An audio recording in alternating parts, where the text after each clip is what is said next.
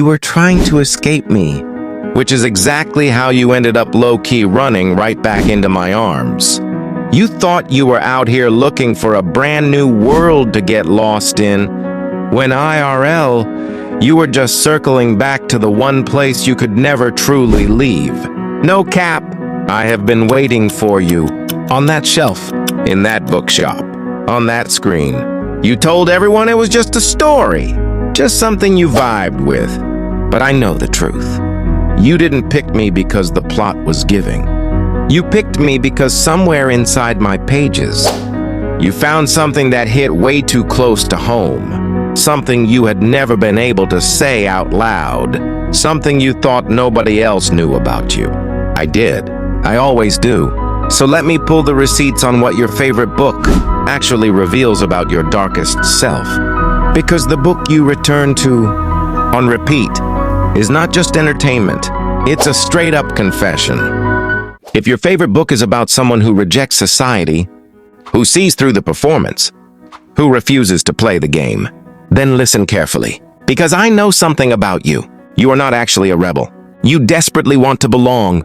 Holden Caulfield in Catcher in the Rye spends the entire novel calling everyone a phony, criticizing, rejecting, pushing away. But what is he actually doing?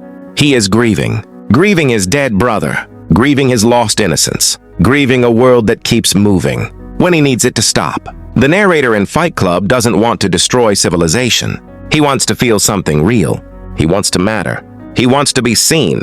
If you love rebel literature, your darkest truth is this. You are not angry at the world. You are heartbroken by it. And rebellion is just the armor you wear over that wound. Does this archetype describe who you are, or is your truth hidden in the next one? Tell me in the comments below. If your favorite book is about someone who suffers, who carries a weight nobody else can see, who functions on the outside, while quietly falling apart on the inside, then I need you to hear this. You chose this book because you recognized yourself, not in the plot, in the feeling. Raskolnikov in Crime and Punishment is not a murderer to most readers. He is the voice in your head that says, I am different from everyone else. The rules don't apply to me. And then, the crushing guilt when you discover they do. Esther Greenwood in The Bell Jar is not mentally ill to the readers who love her most. She is the exhaustion of performing normalcy when nothing inside you feels normal at all. If you return to broken hero literature, your darkest truth is this. You are carrying something heavy, something you have never fully named. And you read these books because inside their pages, you finally feel less alone. But what if you're not carrying the weight at all? What if you've been running from reality? Let's meet Archetype 3. If your favorite book takes you somewhere else, another world, another life, another reality entirely, then here is what I know about you.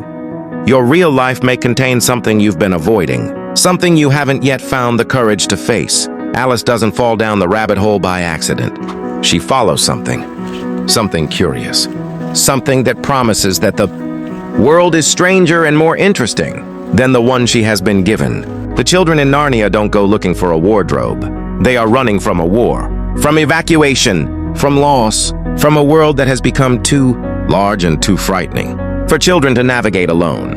Escapist literature is not weakness. It is a signal that somewhere in your real life, something feels like a cage. And the book is the door. Your darkest truth is this. You are not escaping into fiction. You are escaping from something real. And the bravest thing you could do is turn around and face it.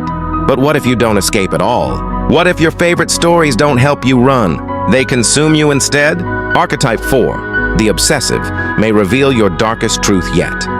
If your favorite book is a dark love story, one where love destroys as much as it creates, where passion and pain are indistinguishable, then I need to be honest with you. Some part of you mistakes intensity for love. Heathcliff and Catherine in Wuthering Heights do not have a love story. They have a trauma bond. They damage each other. They manipulate each other. They destroy everyone around them. And yet, readers have been calling it romantic for nearly 200 years. Anna Karenina chooses destruction over the safety of a life that simply doesn't feel enough. And somewhere, in the reader who loves her most, there is a recognition of that feeling. The feeling that safe is not enough. That intensity, even painful intensity, feels more alive than peace. Your darkest truth is this. Somewhere along the way, you learned that love is supposed to hurt, and you have been choosing people and situations that confirm that belief ever since. But what if your greatest struggle isn't love at all?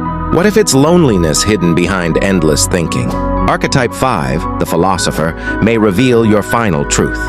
If your favorite book asks the biggest questions about power, about truth, about what it means to be human, about whether any of this means anything at all, then here is your darkest truth. You know what it feels like to be lonely? Even in a crowded room. Not because nobody is around you, but because nobody around you thinks the way you do. Nietzsche's thus spoke. Zarathustra is the story of a man who descends from the mountain to share his wisdom with humanity and discovers that humanity isn't ready. That is the fantasy of every philosophical reader, that somewhere there is a mind that matches yours. Winston Smith in 1984 writes, "Because honest thought is the last freedom no regime can completely erase. Even unread, even unseen, it remains real. If you love philosophical literature, your darkest truth is this. You have spent much of your life feeling fundamentally different, and these books are the only place where that difference feels like a gift, rather than a curse. 5 archetypes, 5 confessions, the rebel, the broken hero, the escapist, the obsessive, the philosopher. Perhaps you saw yourself in only one. Perhaps you saw yourself in all of them. Because we are never only one story. We are libraries, filled with chapters we rarely let anyone read. So tell me, which book understood you before anyone else did? Because your favorite book was never just a story. It was a mirror. And once you've seen yourself in it, you can't pretend you never did.